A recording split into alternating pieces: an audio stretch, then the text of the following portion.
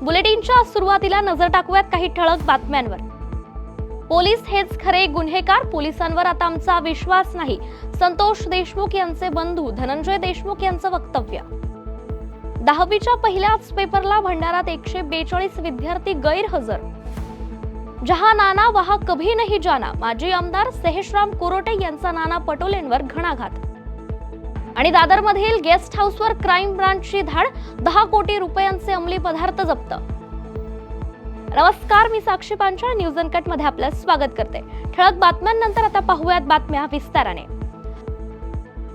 मस्साजोग गावचे सरपंच संतोष देशमुख यांच्या परिवाराची भाजपचे आमदार सुरेश धस यांनी आज सकाळी भेट घेतली आहे। यावेळी धनंजय देशमुख आणि ग्रामस्थांनी धस यांना त्यांच्या मागण्या सांगत लवकरात लवकर कारवाई करण्याची मागणी देखील केली आहे। तसेच महाजन आणि पाटील या 2 पोलीस अधिकाऱ्यांना बडतर्फ करण्यात यावी अशी मागणी केली आहे। एसआयटी मध्ये 2 सायबर सेल तज्ञ घ्यावेत, तसेच आरोपींची 2 महिन्यांची सीडीआर तपासण्यात यावे। दिलीप गीते, गोरख फड आणि दत्ता भिकड यांना सह आरोपी करून घुलेचे सीडीआर तपासावे अशा मागण्या मस्साजोग ग्रामस्थांनी केल्या असल्याची माहिती आमदार सुरेश धस यांनी दिली आहे।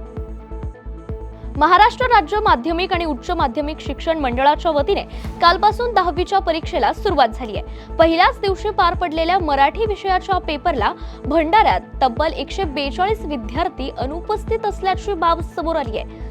14,745 विद्यार्थ्यांपैकी 14,603 विद्यार्थी परीक्षेला हजर होते। पहिल्याच दिवशी काही विद्यार्थ्यांनी परीक्षेला दांडी मारल्याने आश्चर्य व्यक्त केले जाते। पोलीस यंत्रणेवर आता आमचा विश्वास नाही, अॅट्रॉसिटीचा गुन्हा खून होण्याआधीच दाखल केला असता तर हे झालंच नसतं। त्यामुळे पोलीस हेच खरे गुन्हेगार आहेत। चांगल्या अधिकाऱ्यांना आम्ही चांगलंच म्हणत आहोत, मात्र आरोपींसोबत ज्यांनी हात मिळवणी केली आहे त्यांना शिक्षा झालीच पाहिजे। आरोपींना फाशी झाली पाहिजे ही आमची भूमिका असून आम्हाला इतर कोणत्याही गोष्टींबाबत देणं घेणं नाही, अशा शब्दात बीड जिल्ह्यातील मस्साजोग गावचे सरपंच संतोष देशमुख यांचे बंधू धनंजय देशमुख यांनी भाजपचे आमदार सुरेश धस यांच्या समोर आक्रोश व्यक्त केलाय। गोंदियातील आमगावचे माजी आमदार सेहश्राम कोरोटे यांनी काँग्रेसला रामराम ठोकत शिवसेना शिंदे गटात प्रवेश केलाय। यावेळी त्यांनी 2024च्या विधानसभा निवडणुकीच्या पराभवाचं खापर नाना पटोलेंवर फोडलंय। नाना पटोले यांनी महाराष्ट्रात काँग्रेस पक्षाचा नाश करण्याचं काम केलंय। तसेच नाना पटोले हे केवळ चॉकलेटबाज नेते आहेत असा टोला कोरोटे यांनी पटोलेंना लगावलाय। तसेच काँग्रेसमध्ये आता एकच नारा लगावला जातोय, तो म्हणजे जहां नाना वहां कभी नहीं जाना, असं देखील कोरोटे म्हणाले। 2024च्या विधानसभा क्षेत्रामध्ये काँग्रेस पक्षाचे महाराष्ट्र प्रदेश काँग्रेसचे अध्यक्ष नाना पटोलेनं सर्व महाराष्ट्राचा नाश करण्याचं काम केलं। अरे त्यांनी एक नारा लावला होता कि चाहे नाना वहां जाना, लेकिन परंतु आता संपूर्ण महाराष्ट्राच्या काँग्रेसमध्ये एकच झालेलं आहे, जहां नाना वहां कभी नहीं जाना। कारण की नाना पटोले हे चॉकलेटबाज नेते आहेत, चॉकलेटबाज, फक्त चॉकलेट देण्याचं काम करतात। यासह बुलेटिन मध्ये एक छोटीशी विश्रांती घेऊयात। पाहत रहा न्यूज अनकट। ऐतिहासिक वारसा लाभलेला मराठ मुलूक महाराष्ट्र। या महाराष्ट्राला विविध रंगी छटा आहेत। साहित्य, कला, पर्यटन, नृत्य, भाषा, संत परंपरा अशा विविधतेने तो नटलेला आहे। हीच गौरवशाली विविधता जपत सुवरंग मराठी केवळ महाराष्ट्राच्या सांस्कृतिक संहितेपुरते मर्यादित न राहता समकालीन नवकल्पनांवर आधारित कार्यक्रमांद्वारे मराठी मनोरंजन विश्वात स्वतःची एक अनोखी जागा निर्माण करत आहेत। मराठी मनोरंजन क्षेत्रातील उत्तम दिग्दर्शक, लेखक आणि निर्मात्यांच्या प्रतिभेचा पुरेपूर वापर करून मनोरंजनाचा आगळा वेगळा रंग उधळण्यास आम्ही सज्ज आहोत।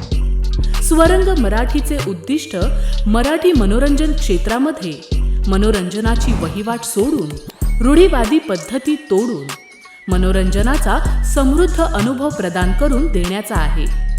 म्हणूनच यात विविध पद्धतीचे मनोरंजक आणि माहितीपूर्ण कार्यक्रम स्वरंग मराठीवर बघता येतील.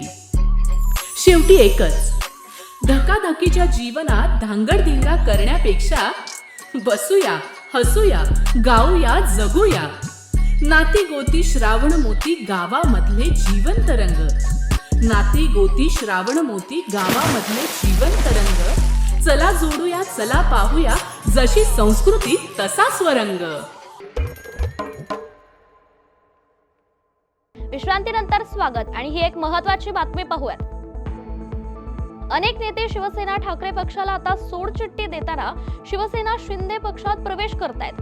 मंत्री शंभूराज देसाई यांनी देखील आपली प्रतिक्रिया दिली आहे. उद्धव ठाकरेंना रोज रोज धक्के बसत असतील तरी त्यांनी त्या भूकंपाचा केंद्रबिंदू म्हणजेच अंडरकरंट शोधायला पाहिजे, असा टोला शंभूराज देसाई यांनी उद्धव ठाकरेंना लगावलाय. आम्ही 2019 पासून उद्धव ठाकरेंना हेच सांगतोय, त्यांनी ऐकलं नाही आणि त्याचेच हे परिणाम असल्याचं मंत्री शंभूराज देसाई यांनी म्हटलंय. पक्षातून लोक ज्या पद्धतीने जात आहेत, जे धक्के बसतायत रोजच्या रोज, त्यावर त्यांना कसं म्हणायचं की रोज असे धक्के बसतायत, एखाद दिवस बसला नाही तर मग आश्चर्य वाटतं. त्याचं कारण शोधलं पाहिजे ना. रोज रोज धक्के बसत असतील तर त्या भूकंप बसणाऱ्या ठिकाणाचं उगमस्थान कुठं आहे? आपण बघा, आता भूकंप कुठेही झाला तर अमुक ठिकाणपासून नैऋत्येला इतके किलोमीटर ते ठिकाण आहे, अमुक ठिकाणापासून पूर्वेला ते ठिकाण आहे, असं ते भूकंपाचा केंद्रबिंदू दाखवतं. माननीय उद्धव ठाकरे साहेबांनी केंद्रबिंदू शोधला पाहिजे की कुठल्या मूळ ठिकाणपासून हे भूकंप सुरू होत आहेत आणि त्यांच्यापर्यंत पोहोचत आहेत. आणि तेच आम्ही 2019ला सांगायचा प्रयत्न करत होतो माननीय उद्धव साहेबांना. त्यावेळी ऐकलं नाही किंवा आम्हाला समजून घेतलं नाही आम्ही जे सांगत होतो ते, आणि त्याचे परिणाम असतील कदाचित हे की आता साहेब स्वतःच म्हणतायत की त्यांना धक्के बसतायत. अजून सुद्धा त्यांनी त्याचं उगमस्थान शोधावं. मुंबई गुन्हे शाखेच्या पथकाने दादर मधील एका गेस्ट हाऊसवर धाड टाकून अंमली पदार्थाची तस्करी करणाऱ्या 2 आरोपींना अटक केली आहे. या आरोपींकडून सुमारे 10 कोटी रुपयांचे अंमली पदार्थ जप्त करण्यात आले असून प्लास्टिकच्या झाडूमध्ये अंमली पदार्थ लपवून एका ठिकाणाहून दुसऱ्या ठिकाणी नेले जात होते. या प्रकरणाचा अधिक तपास गुन्हे शाखेच्या युनिट क्रमांक 9 कडून केला जातोय. कर्नाटकातील चित्रदुर्ग परिसरात शुक्रवारी म्हणजे काल रात्री मराठी एसटी चालकाला कन्नड येतं का असं विचारत कन्नड वेदिकेच्या कार्यकर्त्यांनी तोंडाला काळं फसत मारहाण केल्याचं समोर आलंय. भास्कर जाधव असं मारहाण झालेल्या एसटी चालकाचं नाव असून त्याला उपचारासाठी तातडीने रुग्णालयात दाखल करण्यात आलंय. त्यामुळे महाराष्ट्र कर्नाटक सीमावाद पुन्हा पेटण्याची शक्यता आहे आणि याच दरम्यान मारहाण करणाऱ्यांवर चित्रदुर्ग पोलीस ठाण्यात गुन्हा दाखल करण्यात आला असून खबरदारी म्हणून महाराष्ट्रातून कर्नाटकात होणारी एसटी वाहतूक तात्पुरती थांबवण्यात आल्याची माहिती कोल्हापूर विभागाचे ज्युनियर आगार व्यवस्थापक प्रमोद तेलवेकर यांनी दिली आहे. रात्री 9-10च्या दरम्यान चित्रदुर्ग शहराच्या अलीकडे 2 किलोमीटरवरती बस चालवत येत असताना अचानक 2-3 गाड्या कार गाड्या आल्या. त्याच्यामधून कर्नाटक संघटनेची लोक उतरले. त्यांनी गाड्या बसच्या आडवी लावून चालकाला बसमधून उतरून घेतलं. त्याला दमदाटी केली, त्याला जरा धक्काबुक्की केली, छातीमध्ये बुक्के मारले आणि त्याच्या चेहऱ्याला तोंड काळं फासलं आणि पूर्ण बसच्या बॉडीला आणि पुढील शो काच आणि हेडलाईटला वगैरे सगळ्यांना बॉडीला गाडीच्या काळं फासण्यात आलं. आणि त्यानंतर ते कन्नड भाषेत घोषणा देत ते लोक निघून गेले. त्याच्याबाबत चित्रदुर्ग पोलीस स्टेशनला गुन्हा दाखल करण्यात आलेला आहे. सदर घटनेची माहिती कळताच कोल्हापूर विभाग नियंत्रक श्री शिवराज जाधव व वाहतूक अधिकारी बोगरे साहेब हे त्या घटना ठिकाणी पोचलेत आणि त्यांनी सदर याच्यावरती गुन्हा दाखल केलेला आहे चित्रदुर्ग पोलीस स्टेशनला. आणि त्या चालकाची पण प्रकृती व्यवस्थित आहे. झारखंड राज्यातील नक्षल दलम कमांडरच्या मुसक्या आवळण्यात यवतमाळ पोलिसांना आता यश आलंय. तब्बल 1.5 महिने यवतमाळ पोलीस या आरोपीच्या मागोव्यावर होते. तुलसी उर्फ दिलीप महते असं या आरोपीचं नाव असून लकडगंज परिसरात ही कारवाई करण्यात आली आहे. या घटनेमुळे यवतमाळ मुख्यालय हे नक्षल्यांसाठी रेस्ट झोन असल्याचं पुन्हा एकदा स्पष्ट झालंय. ते 2004ला यवतमाळ जिल्ह्यामध्ये आला होता. 2004 ते 2006 पर्यंत मारेगाव तालुक्यामध्ये होता. त्याच्यानंतर 2 वर्ष तो पारवाला होता आणि 2009-8-9च्या दरम्यान ते यवतमाळ शहराला आले. तेव्हापासून ते इथे होता, म्हणजे लेबर म्हणून काही फॅब्रिकेशनमध्ये काम करत होता आणि आता काही दिवसपासून तो आता हायवेमध्ये ड्रायव्हर म्हणून काम करत होता. त्यांच्याविरुद्ध आपल्याकडे सध्या आपल्या जिल्ह्यामध्ये काही गुन्हे नाही आहे, पण तो आता सध्या इथे दिलीप नावाच्या वर ते लोक ओळखतात, पण त्यांच्याकडे एक वेगळं आधार कार्ड आणि वेगळं ड्रायव्हिंग लायसन्स करून ठेवलेलं आहे. यासह बुलेटिनमध्ये एक छोटीशी विश्रांती घेऊयात. पाहत रहा न्यूज अनकट. ऐतिहासिक वारसा लाभलेला मराठ मुलूक महाराष्ट्र. या महाराष्ट्राला विविध रंगी छटा आहेत. साहित्य, कला, पर्यटन, नृत्य, भाषा, संत परंपरा अशा विविधतेने तो नटलेला आहे. हीच गौरवशाली विविधता जपत स्वरंग मराठी केवळ महाराष्ट्राच्या सांस्कृतिक संहितेपुरते मर्यादित न राहता समकालीन नवकल्पनांवर आधारित कार्यक्रमांद्वारे मराठी मनोरंजन विश्वात स्वतःची एक अनोखी जागा निर्माण करत आहेत. मराठी मनोरंजन क्षेत्रातील उत्तम दिग्दर्शक, लेखक आणि निर्मात्यांच्या प्रतिभेचा पुरेपूर वापर करून मनोरंजनाचा आगळा वेगळा रंग उधळण्यास आम्ही सज्ज आहोत. स्वरंग मराठीचे उद्दिष्ट मराठी मनोरंजन क्षेत्रामध्ये मनोरंजनाची वहिवाट सोडून, रूढीवादी पद्धती तोडून मनोरंजनाचा समृद्ध अनुभव प्रदान करून देण्याचा आहे. म्हणूनच यात विविध पद्धतीचे मनोरंजक आणि माहितीपूर्ण कार्यक्रम स्वरंग मराठीवर बघता येतील. शेवटी एकच, धकाधकीच्या जीवनात धांगडधिंगा करण्यापेक्षा बसूया, हसूया, गाऊया, जगूया. नाती गोती श्रावण मोती गावामधले जीवंत रंग. नाती गोती श्रावण मोती गावामधले जीवंत रंग. चला जोडूया, चला पाहूया, जशी संस्कृती तसा स्वरंग. विश्रांतीनंतर स्वागत आणि विश्रांतीनंतरची ही एक महत्त्वाची बातमी पाहूयात. जालन्याच्या अंबड बस स्थानकात बस अनियंत्रित होऊन फलाटवर चढल्याने झालेल्या अपघातात दोघांचा दुर्दैवी मृत्यू झालाय, तर 7 ते 8 प्रवासी जखमी झालेत. अंबड बस स्थानकात बस अनियंत्रित होऊन बस स्थानकावरील फलाटवर चढली.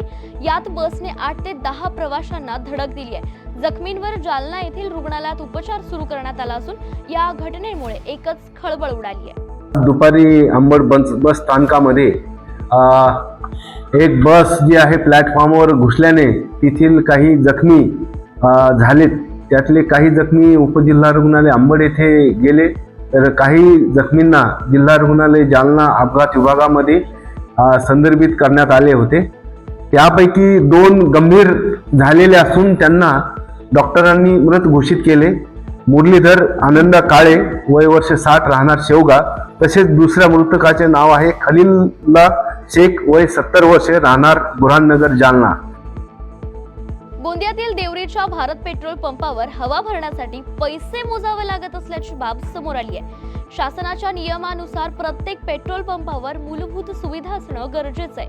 त्यानुसार हवा देखील मोफत भरली जाते. मात्र देवरी येथील मोदी पेट्रोल पंपावर हवा भरायची असेल तर पैसे मोजावे लागतात, असं दरपत्रकच त्या ठिकाणी लावण्यात आलंय. याविषयी संबंधित जिल्हा पुरवठा विभागाने चौकशी करून कारवाई करणार असल्याचं देखील सांगितलंय. जालन्यात तुरीला योग्य बाजारभाव मिळत नसल्याने तूर उत्पादक शेतकरी आर्थिक संकटात सापडलाय. शासनाने नाफेडचं तूर खरेदी केंद्र लवकरात लवकर सुरू करण्याची मागणी तूर उत्पादक शेतकऱ्यांनी केली आहे. गेल्या वर्षी तुरीला 10 ते 11 हजार रुपये क्विंटल प्रमाणे भाव मिळाला होता. मात्र यंदा बाजारात तुरीला 7,200 ते 7,400 रुपये प्रति क्विंटल असा भाव मिळतोय. त्यामुळे तूर उत्पादक शेतकरी आता हवालदिल झालाय. तुरीचा दर जर विचार केला तर मागच्या वर्षीच्या तुलनेत ह्या वर्षी फक्त अर्धे दर मिळत आहे. मागच्या वर्षी 10-11 हजार रुपये क्विंटलच्या भावाने तूर विकत होती आणि मागच्या वर्षी उतारा पण चांगला होता. ह्या वर्षी उतारा पण कमी आहे आणि भाव अर्ध्याच्या पेक्षा कमी आलेले आहे. आज काय भाव काय मिळतो? आज सरासरी मार्केटमध्ये 7,300 ते 7,400 रुपये तूर विकते. बरं, काय मागणी आता? आणि जे शासनाचे केंद्र आहेत ते देखील बंद आहेत, असं काय? शासनानं हमी भाव केंद्र तर अजून सुरू केलेच नाही आणि ते पण खूप कमी आहेत आणि ते खरेदी केंद्र चालू नसल्या कारणानं व्यापारी आणखी शेतीमालाला पड्या भावाने खरेदी करीत आहे. शेतकऱ्यांना योग्य दर देण्यासाठी शासनाने कमीत कमी खरेदी केंद्र लवकरात लवकर चालू करून शेतकऱ्याला न्याय द्यायचं काम करावं. यासह बुलेटिनमध्ये इथेच थांबूयात. पाहत रहा न्यूज अनकट.